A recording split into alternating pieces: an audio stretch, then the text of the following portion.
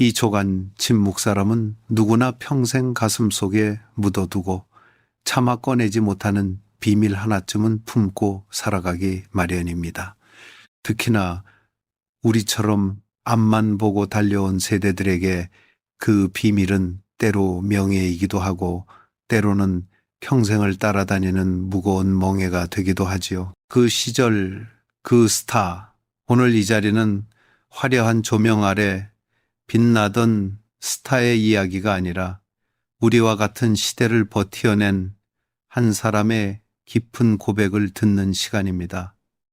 오늘 모신 분은 이름만으로도 한국 현대 연기사의 산증인이신 분이지요. 70에 가까운 세월을 무대 위에서 다른 사람의 인생을 빌려 살았지만 정작 본인의 진짜 속마음은 한 번도 소리내어 말한 적 없는 이순재 선생님을 모셨습니다. 선생님, 바쁘신 와중에도 이렇게 귀한 걸음 해주셔서 정말 감사합니다.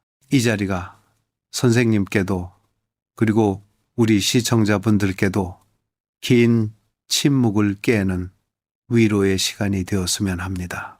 동건 씨, 이렇게 얼굴을 마주하니 참으로 오랜 세월이 흘렀다는 게 실감이 나는구려. 우리가 젊었을 때 방송국 복도에서 바쁘게 스쳐 지나가던 그 열기가 어제 같은데 벌써 머리 위로 하얀 서리가 내려앉았으니 말이오. 사실 저는 평생 배우라는 직업 뒤에 숨어 살던 사람이라 제 개인의 아픔이나 허물을 드러내는 것이 아직도 참 어색하고 조심스럽습니다. 하지만 이제 제 눈도 한쪽이 희미해지고 남은 시간이 그리 길지 않다는 걸 느끼니 언젠가는 꼭 남겨야 할 말들이 있다는 생각이 들더군요. 그건 단순히 누구의 잘못을 따지는 게 아니라 우리가 그 치열했던 시대를 어떻게 살아냈는지, 그리고 그 속에서 우리가 얼마나 서툴고 어리석었는지에 대한 진실한 참회일지도 모르겠습니다. 오늘 이 자리에서 제가 그동안 차마 입 밖으로 내지 못했던, 하지만 가슴 한구석에 늘 돌덩이처럼 얹어두었던 그 시절의 진실을 조심스럽게 꺼내어 보려 합니다. 선생님, 우리가 기억하는 60년대는 참으로 배고프고도 치열했던 시절이었습니다. 명동의 극장가나 미팔군 무대에서 들려오던 음악 소리는 누군가에게는 낭만이었지만 누군가에게는 살아남기 위한 처절한 몸부림이기도 했지요.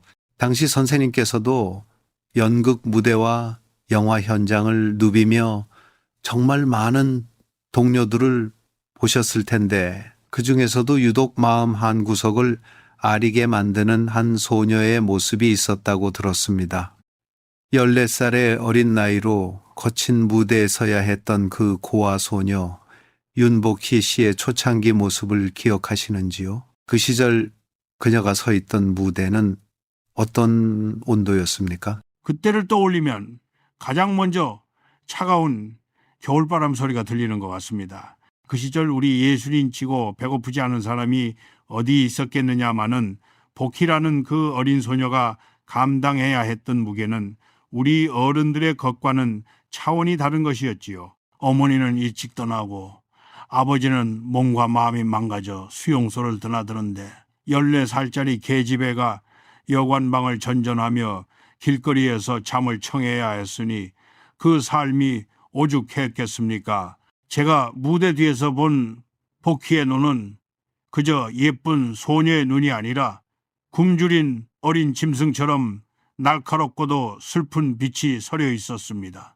학교에 가서 친구들과 제잘거려야 할 나이에 그 무거운 드레스를 입고 미팔군 무대에서 노래를 부르던 그 뒷모습을 보며 저도 모르게 고개를 돌렸던 기억이 납니다.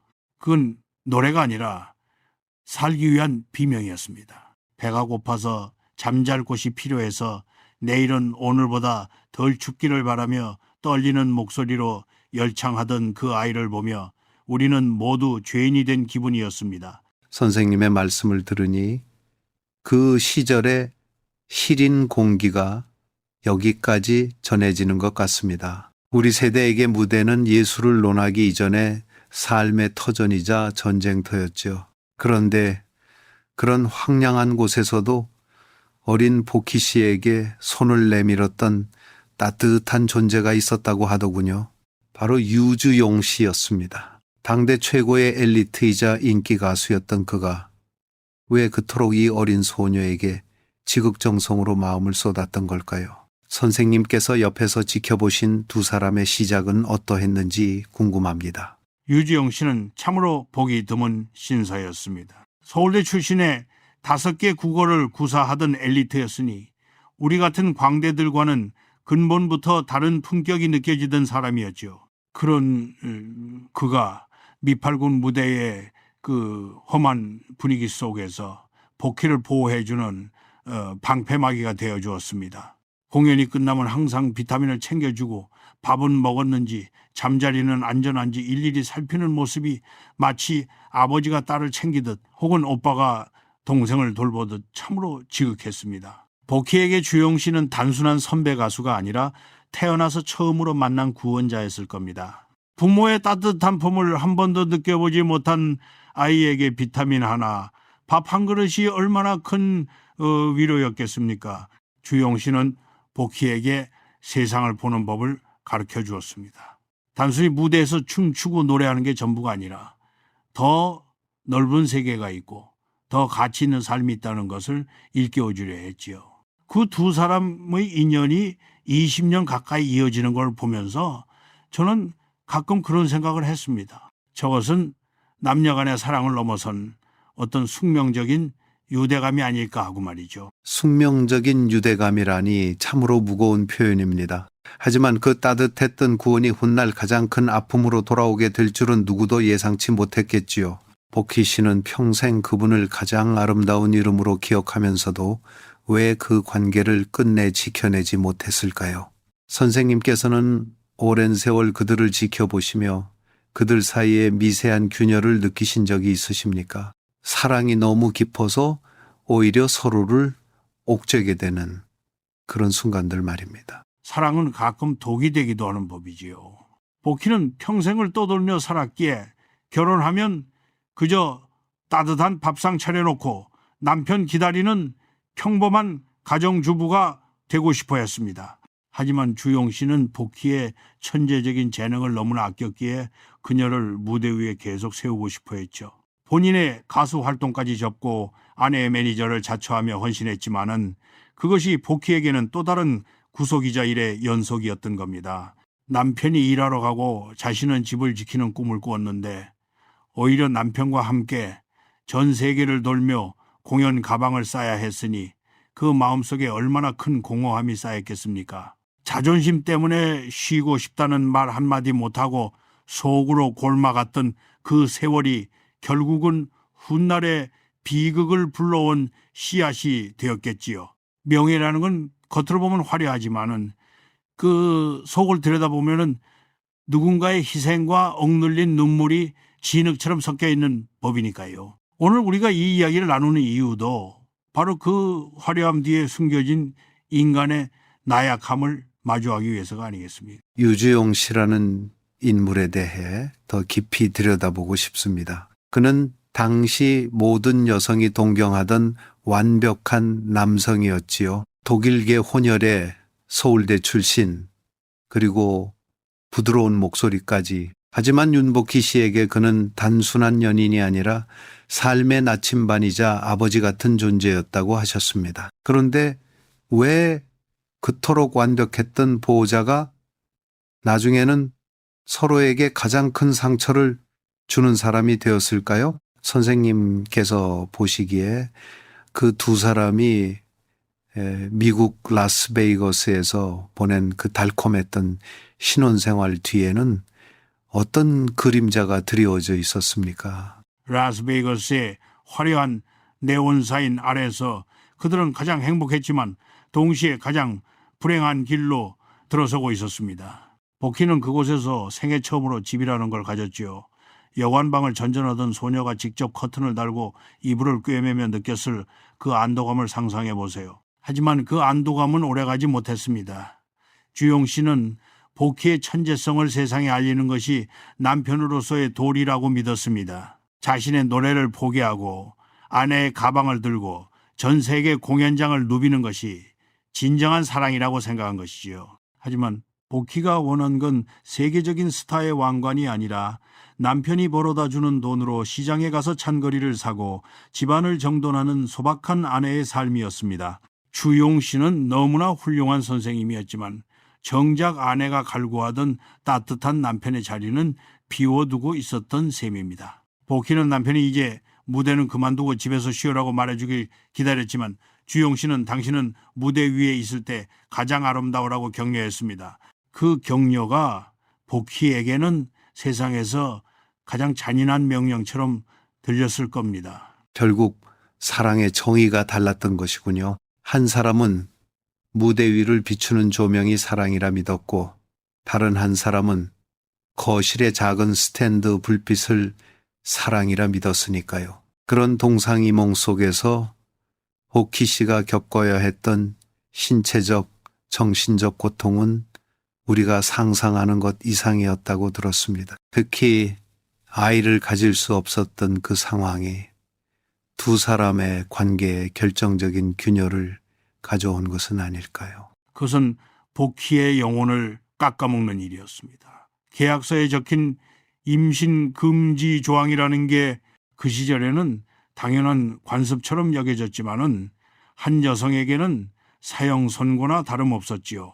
복희는 피임이라는 개념조차 모를 정도로 세상 물정에 어두웠습니다. 아이가 생길 때마다 독일 국경까지 넘어가 차가운 술대 위에 누워야 했던 그 고통을 주용 씨가 과연애인 다 이해했을까요? 주용 씨는 복희를 매니저로서 완벽하게 관리했지만은 아이를 잃고 돌아온 아내의 텅 빈 눈동자를 채워주지는 못했습니다. 복희는 엄마가 되고 싶어 했고 누군가의 보호 아래 온전히 쉬고 싶어 했지만은 그녀의 재능이 너무나 컸던 탓에 세상도 남편도 그녀를 놓아주지 않았습니다. 20년을 알고 지낸 두 사람이었지만은 정작 가장 깊은 속마음은 한 번도 공유하지 못한 채 겉도는 대화만 이어갔던 겁니다. 복희는 서서히 지쳐갔고 그 지침은 원망으로 바뀌어갔습니다. 주용 씨가 자신을 사랑하는 게 아니라 자신의 재능을 사랑하는 게 아닐까 하는 의심이 싹트기 시작한 것이지요. 참으로 비극적인 일입니다. 가장 가까운 사람에게 자신의 고통을 말하지 못하고 자존심을 지키려다 결국 마음의 빗장을 걸어버린 셈이니까요.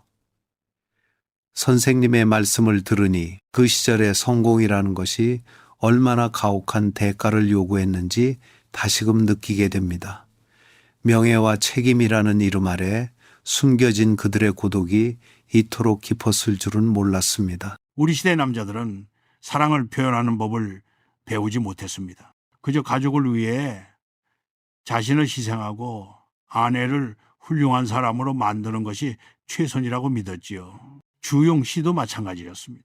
그는 자신의 모든 인생을 복희에게 걸었지만 정작 복희가 필요했던 건 자신의 인생을 걸어줄 남편이 아니라 함께 늙어갈 동반자였습니다. 그 간극이 결국은 돌아올 수 없는 강을 건너게 만든 것이죠. 나중에 복희가 한국에 와서 남진 씨와 얽히게 된 것도 어쩌면 그 깊은 공허함을 채워줄 누군가가 절실했기 때문일지도 모릅니다. 하지만 그 선택이 또 다른 지옥의 시작이 될 줄은 그때의 복희도 그리고 우리도 몰랐던 일입니다. 1967년 시민회관에서 열린 복희 씨의 귀국 특집 공연은 지금도 전설로 남아 있습니다. 하지만 그 화려한 무대 끝에 벌어진 깜짝 약혼식은 본인조차 몰랐던 일이었다고 하더군요.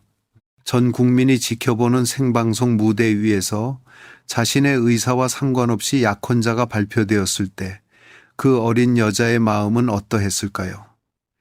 선생님께서는 당시 그 현장의 분위기를 어떻게 기억하고 계십니까? 그날의 무대는 열광 그 자체였습니다. 세계를 정복하고 돌아온 여가수에게 온 국민이 환호를 보냈지요. 그런데 공연 마지막에 사회자가 주용 씨를 무대 위로 불러내더니 두 사람의 약혼을 선포해버렸습니다. 복희의 얼굴을 똑똑히 기억합니다. 당황해서 어쩔 줄 몰라 하며 카메라를 쳐다보던 그 눈빛 말입니다. 하지만 복희는 화를 낼 수 없었습니다. 영국까지 생중계되는 무대였고 주용 씨는 자신에게 생명줄 같은 사람이었으니까요. 사실상 그 약혼은 복희의 의지가 아니라 주용 씨와 방송국이 만들어낸 하나의 거대한 쇼에 가까웠습니다. 체면과 형식을 중시하던 그 시절에 이미 발표된 약혼을 거부한다는 건 상상조차 할 수 없는 일이었죠. 그렇게 복희는 자신의 인생을 결정하는 가장 중요한 순간마저 타인의 손에 맡겨야 했습니다. 그것이 주용 씨와의 본격적인 비극의 서막이었을지도 모릅니다.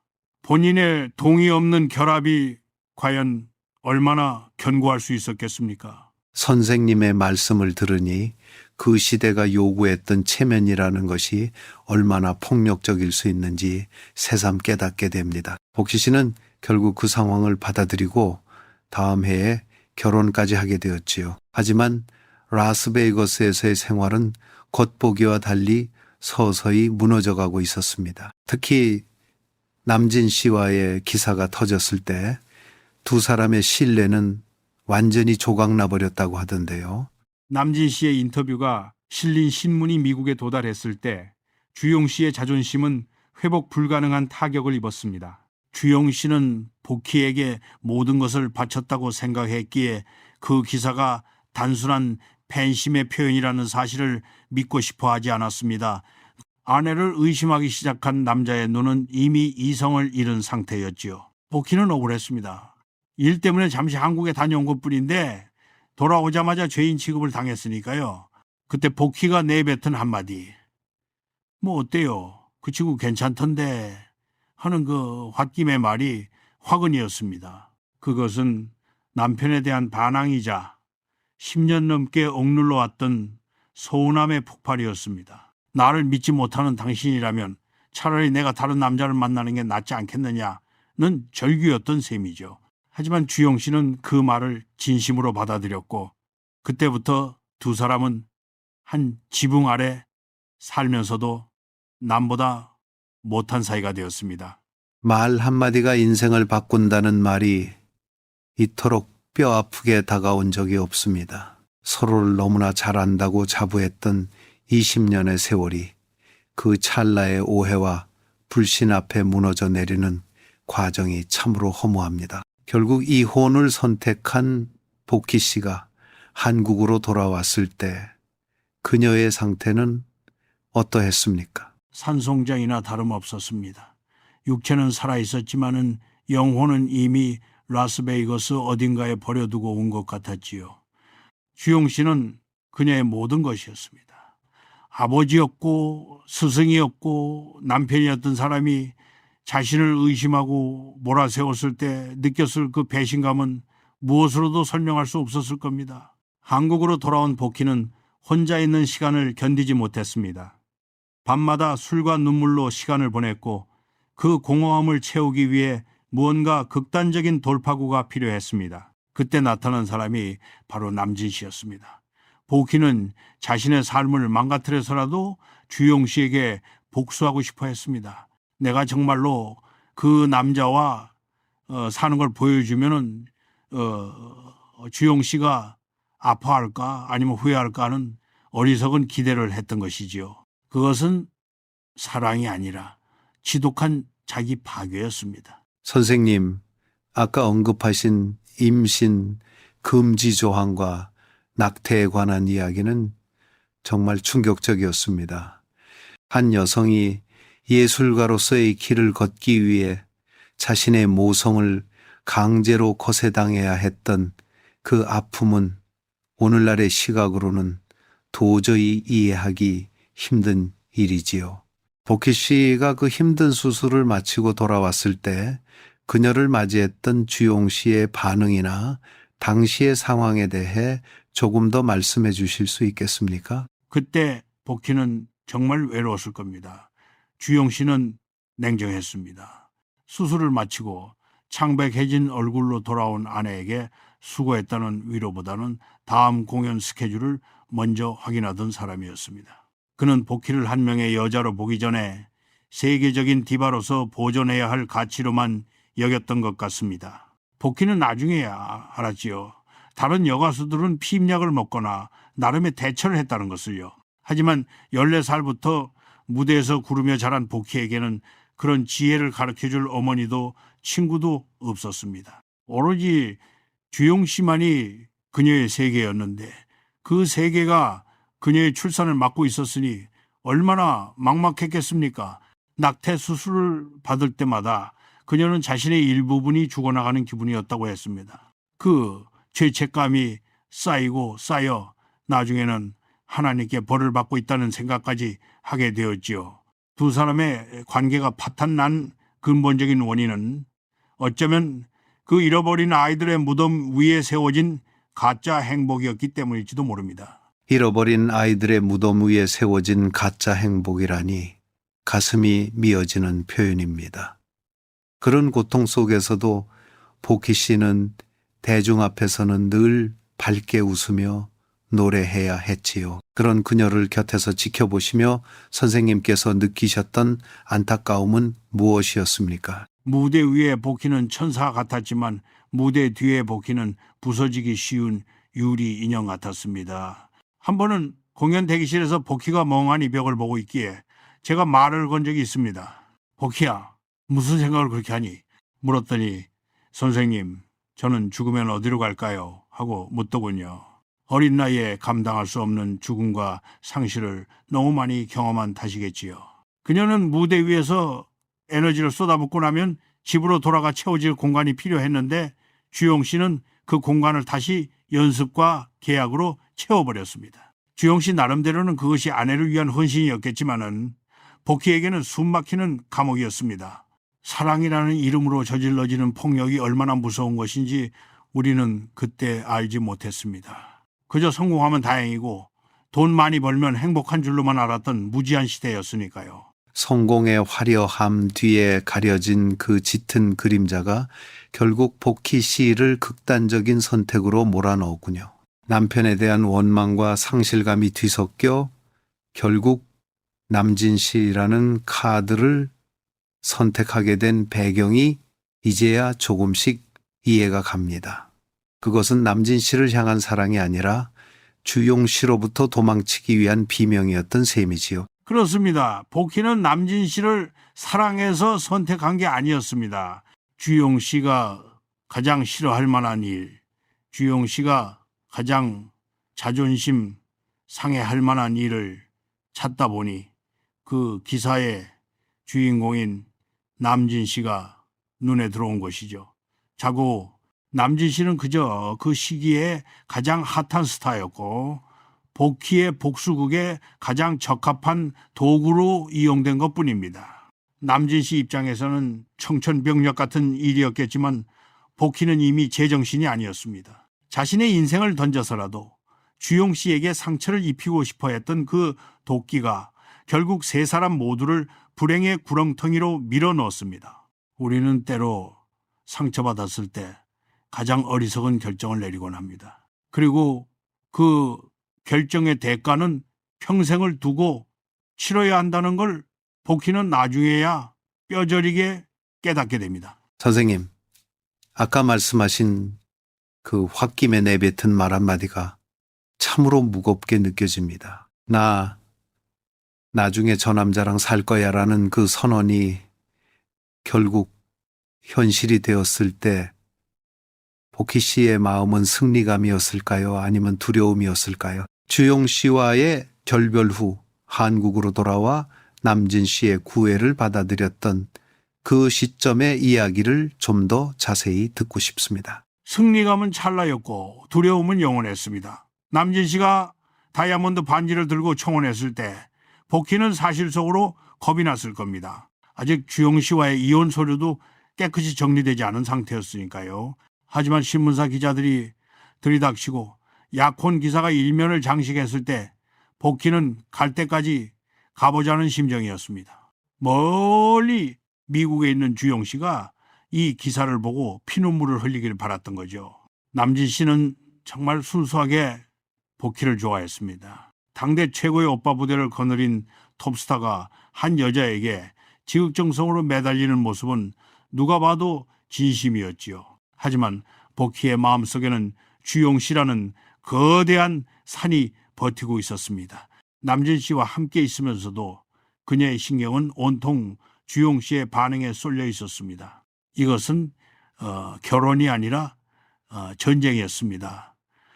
주용 씨라는 적을 이기기 위해 남진 씨라는 용병을 고용한 꼴이었죠. 남진 씨에게는 너무나 가혹한 일이군요.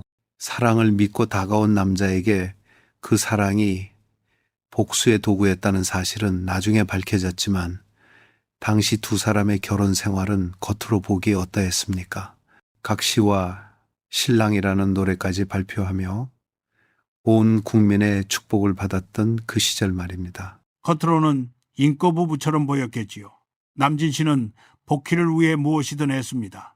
그녀가 원하는 옷, 그녀가 원하는 무대, 그녀가 원하는 모든 것을 들어주려 했었습니다. 하지만 마음의 문은 5%도 열리지 않았다는 복희의 고백처럼 그녀는 남진 씨의 손을 잡고 있으면서도 눈은 먼 곳을 향하고 있었습니다. 남진 씨가 지극정성으로 차려주는 밥상에서도 그녀는 주용 씨와 함께 먹던 라스베이거스의 소박한 샌드위치를 그리워했습니다. 사랑하지 않는 사람의 헌신은 때로 가장 견디기 힘든 짐이 되기도 합니다. 복희는 남진 씨의 친절이 고마우면서도 그 친절을 받을 자격이 없다는 생각에 스스로를 더 고립시켰습니다. 3년 7개월이라는 짧은 결혼 생활 동안 복희는 단 한순간도 편히 잠들지 못했을 겁니다. 그 지옥 같은 시간을 견디게 한 것은 결국 옥이었을까요? 주용 씨에게 보란 듯이 잘 살고 있다는 것을 보여줘야 한다는 그 오기가 결국 자신과 남진 씨를 모두 말려 죽이고 있었던 것이군요. 그러다 결정적인 사건이 터집니다. 바로 복희 씨의 교통사고였죠. 그 사고가 그녀의 심경에 어떤 변화를 가져왔습니까? 죽음의 문턱에 서면은 인간은 가장 정직해지는 법입니다. 차가 뒤집히고 피를 흘리며 쓰러졌을 때 복희의 입에서 나온 이름은 남진이 아니라 주용 씨였습니다. 살려달라는 기도보다 그 사람을 한 번만 더 보고 싶다는 갈망이 먼저 터져나왔지요. 병원 침대에 누워 사경을 헤매는 동안 복희는 깨달았습니다. 자신이 저지른 일이 얼마나 큰 죄악인지를요. 무고한 남진 씨의 인생을 망가뜨리고 진정으로 사랑했던 사람에게 상처를 주기 위해 자신의 영혼을 팔았다는 사실을 직면하게 된 겁니다. 태어난 후 복희는 더 이상 거짓으로 살 수 없다고 결심했습니다. 남진 씨에게 모든 진실을 털어놓기로 한 것이지요. 그것은 사과라기보다는 자백에 가까웠습니다. 나 당신 사랑하지 않았어요. 이용했어요. 라는 그 잔인한 진실을 말할 때 복희는 자신이 가진 모든 것을 잃을 준비가 되어 있었습니다. 선생님, 복희 씨가 남진 씨에게 진실을 고백하던 그 순간을 상상해 봅니다. 3년 넘게 자신을 위해 모든 것을 바친 남편에게 나 당신 사랑한 적 없어라고 말하는 그 잔인한 순간 말입니다. 남진 씨의 반응은 어떠했습니까? 당시 연예계에서도 이 이야기가 공공연한 비밀이었을 텐데 현장에서 느끼신 분위기는 어떠했는지요? 남진 씨는 그 말을 듣고 한동안 넋을 잃은 사람처럼 앉아 있었다고 합니다. 그는 화를 내거나 소리를 지르는 게 아니라 그냥 무너져 내린 것이었습니다. 자신이 믿어온 3년의 시간이 통째로 부정당한 기분이 어땠겠습니까? 남진 씨는 원래 정이 많고 순진한 사람이었습니다. 복희의 상처까지 안아줄 수 있다고 믿었는데 그 상처의 정체가 자신을 향한 칼날이었다는 걸 알게 된 순간 그가 느꼈을 배신감은 말로 다 할 수 없었을 겁니다. 그런데 더 놀라운 건 그 다음입니다. 남진 씨는 그 사실을 알고도 복희를 비난하지 않았습니다. 저는 대선 기자들이 이혼 사유를 물었을 때도 그는 침묵을 선택했습니다. 오히려 복희가 전 재산을 주고 떠나겠다고 했을 때 그는 돈 따위는 필요 없으니 당신 몸이나 챙기라고 말하며 보내주었지요. 그것은 남진 씨가 보여줄 수 있는 마지막 자존심이자 한 여자를 진심으로 사랑했던 남자의 품격이었습니다. 남진 씨의 그 깊은 침묵이 오히려 대중에게는 오해를 불러일으켰지요. 남진 씨가 복희 씨를 학대했다, 집에서 쫓아냈다 하는 악성 루머들이 퍼졌음에도 그는 왜 해명하지 않았을까요? 진실을 말하면 자신이 피해자가 되고 복희 씨가 가해자가 될 텐데 왜 그는 스스로 가해자의 멍에를 짊어진 것입니까? 그것이 바로 그 시절 남자들의 사랑 방식이었습니다. 내가 사랑했던 여자니까 비록 나를 이용했더라도 그 여자가 무너지는 꼴은 못 보겠다는 것이지요. 만약 남진 씨가 진실을 밝혔다면 복희는 그 길로 연예계에서 퇴출당했을 겁니다. 불륜의, 복수의 이용이라니요. 당시 사회 분위기로는 도저히 용납할 수 없는 일이었습니다. 남진 씨는 자신이 욕을 먹고 인기가 떨어지는 길을 택함으로써 복희가 무대 위에서 계속 노래할 수 있는 기회를 열어준 셈입니다. 그는 조용히 은둔 생활에 들어갔습니다. 최고의 인기를 누리던 가수가 하루아침에 폭력, 남편으로 낙인 찍혀 방송국에서 멀어지는 과정을 묵묵히 견뎌낸 것이지요. 저는 남진 씨의 그 침묵을 보며 생각했습니다. 저것이야말로 진짜 사랑이구나. 소유하지 못해도 지켜주는 것이 진정한 사내의 길이라는 것을 말입니다. 침묵으로 여자를 지켜준 남자라니 참으로 고결하면서도 가슴 아픈 이야기입니다. 복희 씨는 주머니에 단 30만 원만 넣고 집을 나왔다고 하셨지요.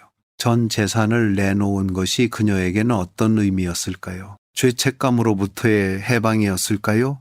아니면 남진 씨에 대한 마지막 예의였을까요? 양쪽 다였을 겁니다. 복희는 돈으로라도 그 죄값을 치르고 싶어 했습니다. 자신이 남진 씨의 3년을 앗아갔으니 그 대가로 평생 무대에서 벌어들인 모든 것을 넘겨준 것이죠. 그것은 복희 씨의 처절한 항복 선언이기도 했습니다. 나는 더 이상 당신의 아내로 살 자격이 없으니 이 껍데기뿐인 재산이라도 다 가져가라는 외침이었지요. 하지만 남진 씨에게 그 돈이 무슨 의미가 있었겠습니까? 마음이 떠난 아내를 붙잡지 못하고 뒷모습만 바라봐야 했던 그 남자의 공허함은 수천억으로도 채울 수 없는 것이었습니다. 그렇게 두 사람은 각자의 길로 흩어졌고 복희는 다시 홀로 남았습니다. 복수를 위해 시작했던 연극이 끝났을 때 그녀의 손에 남은 건 아무것도 없었습니다. 명예도 재산도 그리고 사랑했던 주용 씨도 모두 잃어버린 채 말입니다. 30만 원. 한 시대를 풍미했던 디바가 이혼 후 손에 쥔 전부라고 하기엔 너무나 초라한 금액입니다. 하지만 그 초라한 금액이야말로 복희 씨가 진정으로 원했던 가벼움이 아니었을까 하는 생각도 듭니다. 모든 것을 내려놓고 집을 나섰던 그날, 복희 씨는 어디로 향했습니까? 그리고 그 후의 삶은 어떻게 흘러갔는지요? 복희는 오빠가 있는 곳으로 돌아갔습니다. 하지만 마음은 갈 곳을 잃었지요. 전 재산을 다 주고 나왔으니 당장 먹고 살 걱정부터 해야 할 판이었지만 그녀는 오히려 홀가분해 보였습니다. 거짓의 옷을 벗어 던진 기분이었을 테니까요. 하지만 세상은 그녀를 가만두지 않았습니다. 남진 씨와의 이혼을 둘러싼 온갖 루머와 비난이 쏟아졌고 그녀는 또다시 무대 위에서 홀로 버텨야 했습니다. 복희는 그때부터 종교에 귀하며 자신의 지난날을 회개하기 시작했습니다. 자신이 주용 씨를 얼마나 아프게 했는지 그리고 남진 씨를 얼마나 잔인하게 이용했는지 매일 밤 눈물로 기도했지요. 그녀의 화려했던 의상은 수수한 옷으로 바뀌었고 화려한 조명보다는 낮은 곳을 비추는 사역의 길을 걷기 시작했습니다. 30만 원은 그녀가 다시 시작할 수 있는 최소한의 미천이자 욕심을 버린 자의 평화였던 셈입니다. 욕심을 버린 자의 평화라니 참으로 깊은 울림을 줍니다. 복희 씨는 그 후로도 오랫동안 진실을 밝히지 않고 침묵하며 살았습니다. 남진 씨가 대중의 비난을 받는 것을 보면서도 그녀가 입을 열지 않았던 이유는 무엇이었을까요? 뒤늦게 방송에서 고백하기까지 그 수십 년의 세월 동안 그녀의 가슴 속에 맺힌 응어리는 무엇이었습니까? 복희도 무서웠을 겁니다. 진실을 말하는 순간 자신이 감당해야 할 사회적 지탄이 두려웠겠지요.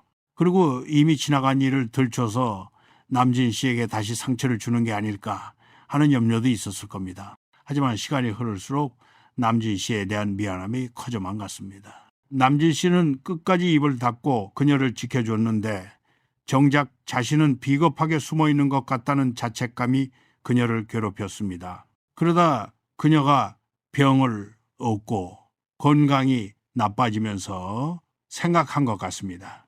죽기 전에 이 빚은 갚아야겠다. 내가 죽더라도 남진 씨의 명예만큼은 회복시켜줘야겠다는 결심을 한 것이죠. 그래서 환갑이 훌쩍 넘은 나이에 방송에 나와 고개를 숙인 겁니다. 그것은 대중을 향한 고백이라기보다 남진 씨를 향한 뒤늦은 참회록이었습니다. 그 고백이 나왔을 때 세상은 뒤집어졌지요. 가해자와 피해자가 완전히 뒤바뀐 진실 앞에 대중은 큰 충격을 받았습니다. 하지만 정작 남진 씨는 그 고백 이후에도 여전히 담담한 반응을 보였다고 들었습니다. 선생님께서는 그 소식을 들으셨을 때 어떤 생각이 드셨습니까? 인생의 황혼기에 마주한 진실이라는 것이 때로는 참으로 허무하다는 생각은 들지 않으셨는지요? 허무하기도 하지만 한편으로는 다행이라는 생각도 들었습니다. 늦었지만은 복희가 용기를 냈고 남진 씨의 진심이 세상에 알려졌으니까요. 우리 세대는 이렇게 모든 것을 가슴속에 묻고 사귀며 살아왔습니다. 억울해도 참는 것이 미덕이고 사랑하니까 희생하는 것이 당연하다고 믿었죠. 하지만 그 침묵의 세월이 얼마나 아팠을지 제가 어찌 다 헤아리겠습니까? 남진 씨는 그 고백 이후에도 복희에 대해 한마디도 보태지 않았습니다. 그저 허허 웃으며 지난 일일 뿐이라고 넘겼지요. 그것이 바로 그가 가진 그릇의 크기였습니다. 복희는 이제 시력을 잃어가며 어둠 속에 살고 있지만 그날의 고백으로 영혼의 빛은 조금이나마 찾았을 거라고 믿습니다. 인생은 결국 무엇을 가졌느냐가 아니라 무엇을 내려놓았느냐로 결정되는 게 아니겠습니까? 선생님, 오늘 대화의 중심에 남진 씨의 침묵이 계속해서 머무르고 있습니다.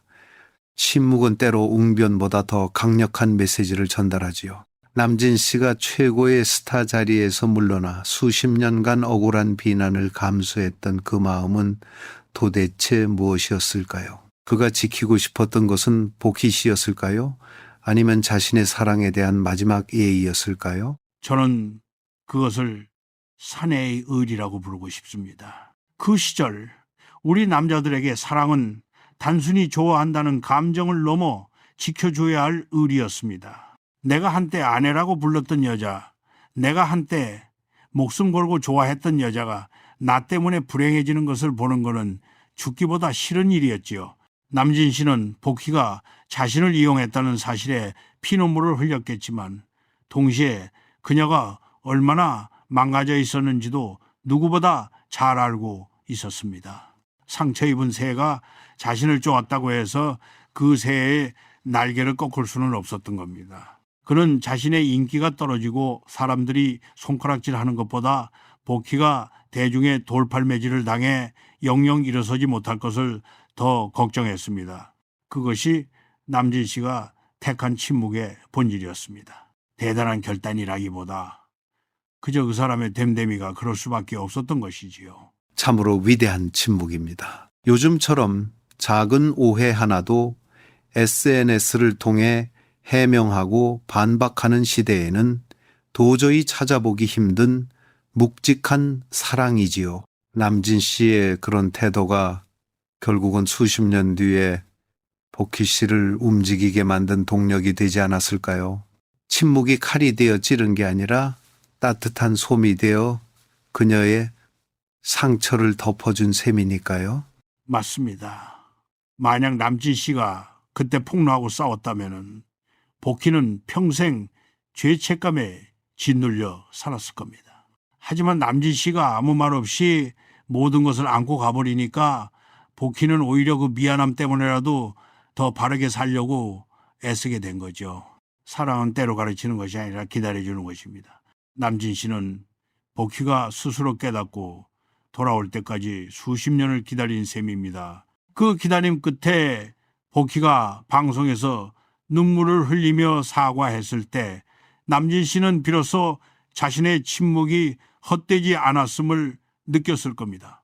저도 비슷한 경험이 있습니다만 나이가 들수록 느끼는 건 말로 하는 사랑보다 침묵으로 참아내는 사랑이 훨씬 더 단단하다는 사실입니다. 남진 씨는 그 단단한 사랑으로 한 여자의 영혼을 구원한 것이나 다름없습니다. 구원이라는 단어가 참 어울리는 상황입니다. 남진 씨의 침묵이 없었다면 오늘의 복희 씨도 없었겠지요. 선생님께서는 같은 동료로서 남진 씨를 보실 때 어떤 말을 건네고 싶으십니까? 억울하지 않았느냐고 묻고 싶으신지 아니면 참으로 잘 참아냈다고 격려하고 싶으신지요? 그저 손 한번 꽉 잡아주고 싶습니다. 말하지 않아도 다 안다는 그 눈빛으로 말이죠.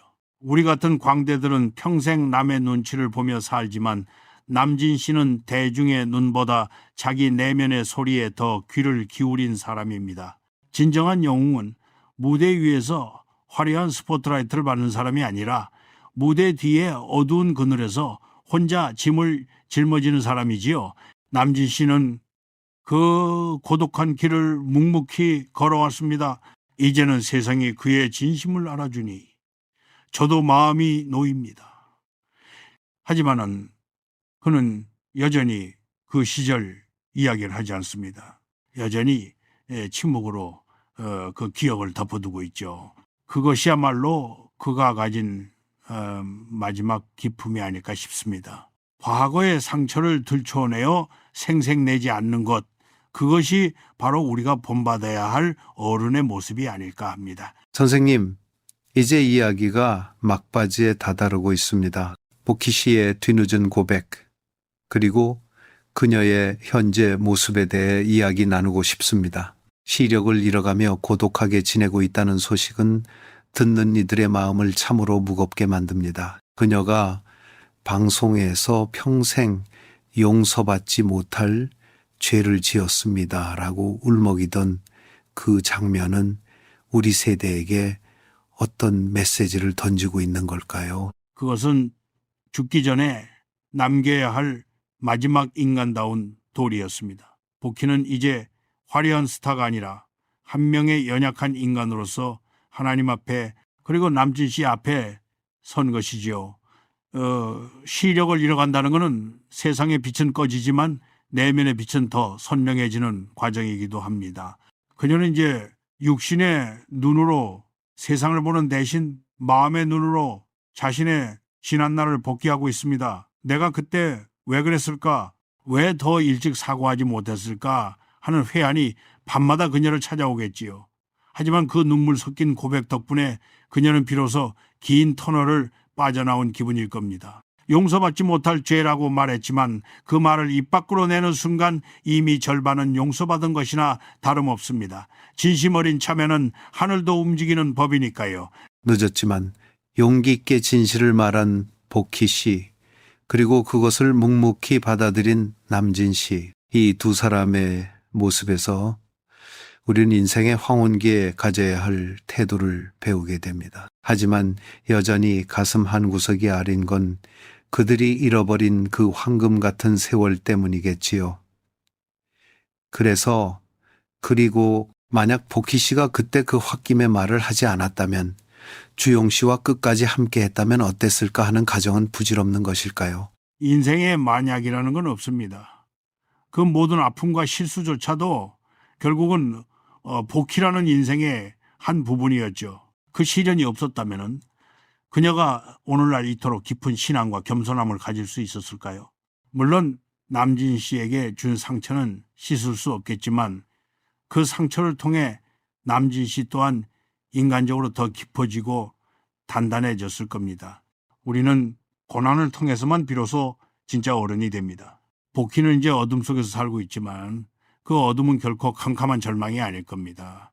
자신의 잘못을 다 고백하고 빈손으로 돌아간 자리에는 예전에 느끼지 못했던 평온함이 깃들어 있을 테니까요. 저는 복희의 그 고백이 우리 세대 모든 이들에게 주는 숙제라고 생각합니다.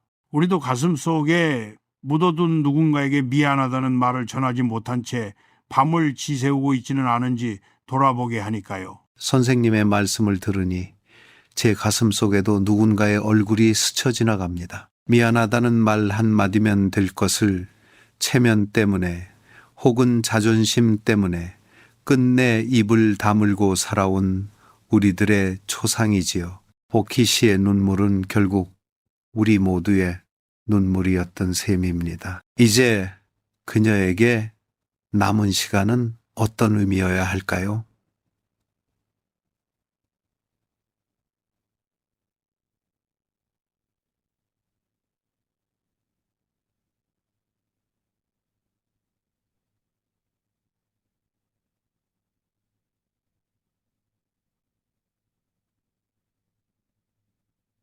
이제는 더 이상 울지 않았으면 좋겠습니다. 충분히 아파했고 충분히 사죄했습니다. 이제는 그 시력을 잃어가는 눈으로 원망 대신 감사를 보았으면 합니다. 나를 지켜준 남진 씨에 대한 감사, 나를 길러준 주용 씨에 대한 감사, 그리고 이 모진 인생을 버텨온 자신에 대한 감사 말입니다.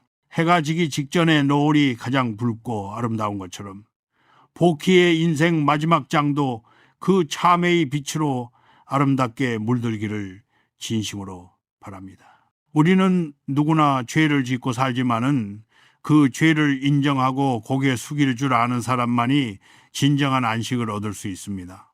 복희는 그 안식을 향해 한 걸음 더 다가간 것이죠.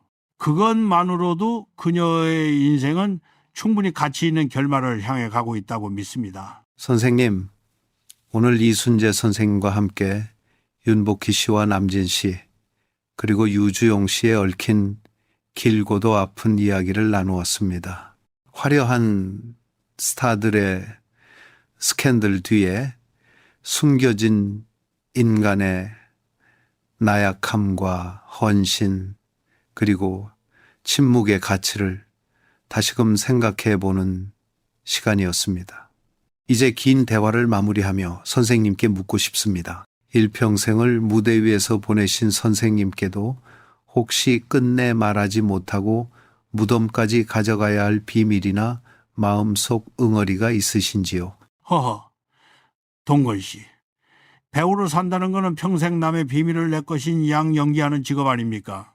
그러다 보니 정작 내 비밀은 어디론가 숨어버려 저 자신도 찾기 힘들 때가 있습니다. 하지만은 저라고 왜 아픔이 없겠습니까? 가족들에게 더 따뜻한 아버지가 되지 못했던 미안함, 동료들의 슬픔을 외면하고 앞만 보고 달려왔던 그 이기적인 시간들이 가슴 한구석에 무거운 돌덩이로 남아있지요.